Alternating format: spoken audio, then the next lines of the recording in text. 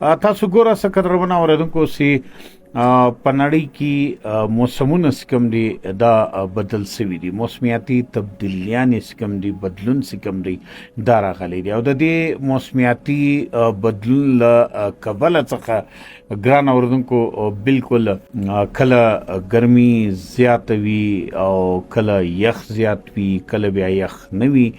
لکه لدې کاله یخ دومره نه وي لکه څومره چې پخوا به ولې منفي ته به کوټه لاړه، ډېره زیاته به منفي ته کوټه لاړه، خو لیکن لدې کاله دومره داسې ونه سولو.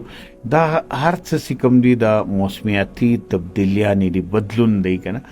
واورې نه کېږي، بارانونه نه کېږي، کله زیات وسي کله نه وسي، کله موسم څنګه وي کله موسم بل رنګ وي. دا هر څه کوم دی دا دیته کلایمیټ چینج ویل کېږي. اوس د دې تاوانونه څه دي په دې باندې به خبره کوو. یا زموږ بلوچستان کې دوی د ژوند په مختلفو شعبو باندې کم بد اثر چې دی هغه واچولی، دا شی به ګورو.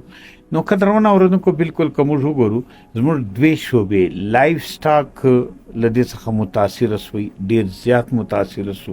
مطلب دا چې مال او مالداري متاثره سوله، صحیح دی، مال او مالداري کمه سوله، ځکه چې بارانونه نه وي، واورې نه وي، نو غرونه به سپېره وي، رغونه چې کوم دي دا به بالکل سپېره وي، هلته به واښه نه وي، شینزګي به نه وي، نو درختو باندې به پاڼې نه وي.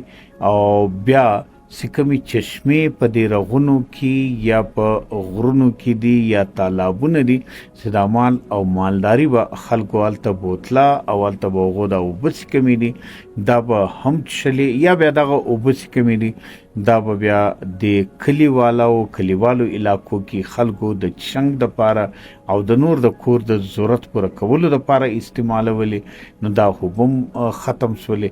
نو دا هر څه ختم سولو، نو خلکو د مال او مالداري ته دومره وس او توفیق نه لرلی چې دوی بله بازار څخه نور واښه وړو یا به بل څه وړلو او بیا به دوی ته ورکولو. نو دارنګه دوی هغه مالونه چې کوم دي خپل خرڅ کلو، یعنی دا پسونه، وزې، غواګیانې، دا شیونه خرڅ کلو.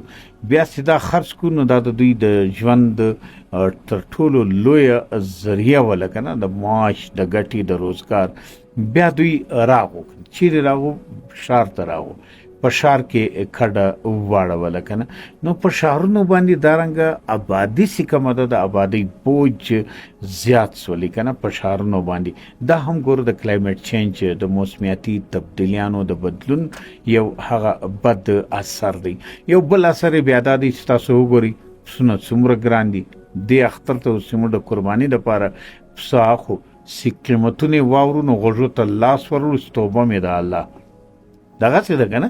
نو دا هم د دې یو وجه ده چې ما تاسو ته وویلې چې مال او مالداري ساتل خلکو ایله کړلو، خلکو کلي علاقو راغو، په ښارونو کې آباد سو، نو مال خو به خامخا ګرانېږي.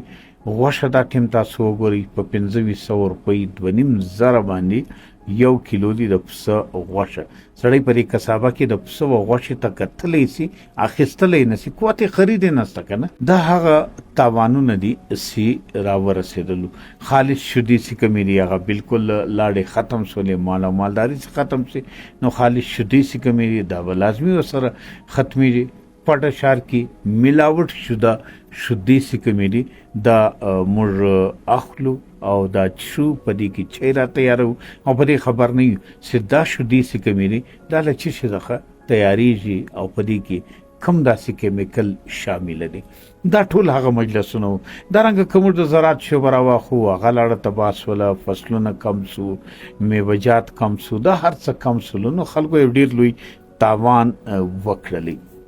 په دې هکله راځو د دې کال کلایمیټ چینج خواته، د موسم د تبدیلیانو خواته یو نظر په دې باندې اچو چې موسم ضرور بدل دی. دې واري ګرمي چې کومه ده تر جونه پورې، مئی او جون، یعنی دا روانه اوس د مئی میاشت ده، راتلونکې بیا د جون میاشت ده، په دې کې د ډېرې سختې ګرمي پیشنګوئی چې کومه ده هغه سوې ده.